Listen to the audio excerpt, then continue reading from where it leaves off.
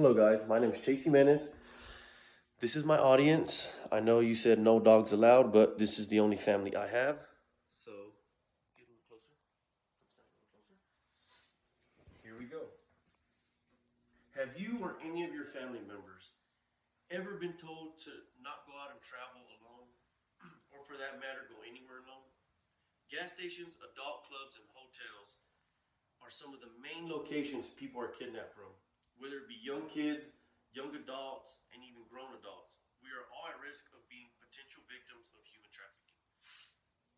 Here, where I live in Texas, human trafficking occurs on a day-to-day basis, similar to other states such as Arizona, Florida, and California. The number of people being kidnapped and trafficked every year is at an all-time high. And in order to combat these trafficking organizations and slow the rate of the number of people that are kidnapped, we must create new policies and allow our law enforcement agencies to be more involved. So as I said, adult venues, grocery stores, amusement parks, gas stations are all places that human trafficking can take place. So my number one strategy I have here is make it mandatory to have at least one police officer or security guard stationed at every adult club in their jurisdiction. 2, require all gas stations, hotels, amusement parks, and adult clubs to be equipped with high-resolution 1080p surveillance cameras with video playback, accessible to law enforcement at all times. And my third strategy is require identification checks on all people coming to and from the United States through our border countries, such as Mexico, where this is such a big issue. And here we go with my first main point here. And here's a quote we have. Around the globe, an estimated 27 million people are exploited for labor, services, and commercial sex. Through force, fraud, and coercion, they are made to toil in fields and factories, in restaurants and residences. Traffickers prey on some of the world's most marginalized and vulnerable individuals, profiting from their plight. And that is a quote by Blinken in 2024. And so, for my first main point, adult clubs such as bars, pubs, and gentlemen clubs have all been known to be potential grounds for these predators and traffickers to attack or kidnap their victims. Due to the high rate of people being under the influence of alcohol, causing them to be more careless or unaware of these dangerous situations. Nevertheless, allowing the criminal to gain your trust or convince you to leave with them. Although it is impossible to completely eradicate these traffickers and the criminals in these areas, one of the ways we can prevent or combat human or sex trafficking at these locations is to require policemen or security guards to be present at all times during the working hours of these places. This will work by deterring these criminals or scaring these criminals away from committing a crime by showing a presence of law enforcement. And so here we have, having police or security guards stationed at bars and adult venues will highly decrease the probability of sex trafficking or human trafficking in those areas. However, these are not the only locations known for human trafficking. And here's another quote. And for those working in the fight against exploitation, understanding how technology can both enable predators as well as stopping predators is crucial for developing effective countermeasures. And this transitioning goes to my next strategy of, using cameras to stop and prevent these kind of crimes. Aside from adult venues, other places such as gas stations, hotels, and amusement parks are also locations known for reported trafficking crimes, many of which are equipped with low-resolution, poor-quality cameras, surveillance cameras, or no cameras at all. So, although most amusement parks are required to have surveillance cameras, the issue lies in whether there's enough cameras and how good the quality of these surveillance cameras are.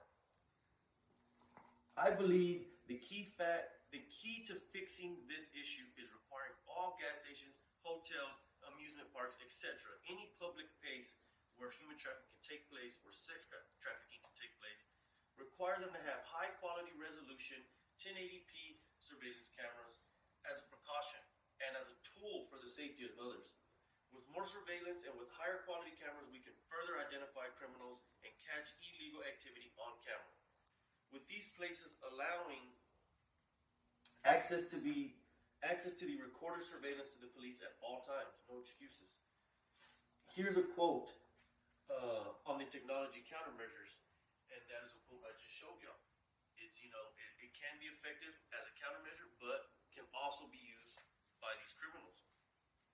So that takes me to my third point, and here is a example of this. So this was a sex trafficking sting operation caught on camera, surveillance camera, at this hotel.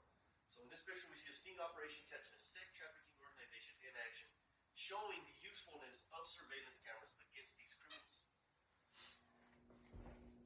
And that'll take me to my next point here.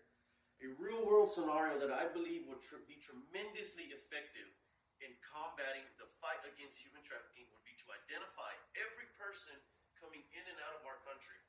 By asking for identification of every person that attempts to exit our country or come into our country, we can gather crucial information that will help us with the human trafficking. Although in today's world the border does not ask for the ID of every person, think of how useful this strategy will be.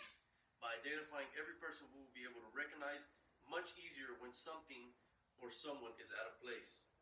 Thus, will only positively affect our borders by securing more kidnapped personnel and capturing more criminals behind these trafficking schemes. And here's a picture of that. By asking for everybody's identification, we can provide more data and log more evidence of people and names entering and exiting the U.S. So, in conclusion, I strongly believe by utilizing these three requirements or strategies I listed, we can not only combat but also prevent human and sex trafficking in many ways. We, the people, must take a step in fighting against these crimes, as many kids, teens, and adults go missing without a notice or trace, and right under the noses of our law enforcement. Why is it that as a country we fail to acquire accurate statistics on the amount of people and victims of human and sex trafficking? We must ask ourselves, are we doing enough to ensure the protection of our communities? Our governments must take an action on these issues. And I have this quote in here that our government has taken some steps forward. In conclusion, in order to maintain law and order and the safety of our citizens, we the people must take a stand in the fight against human and sex trafficking.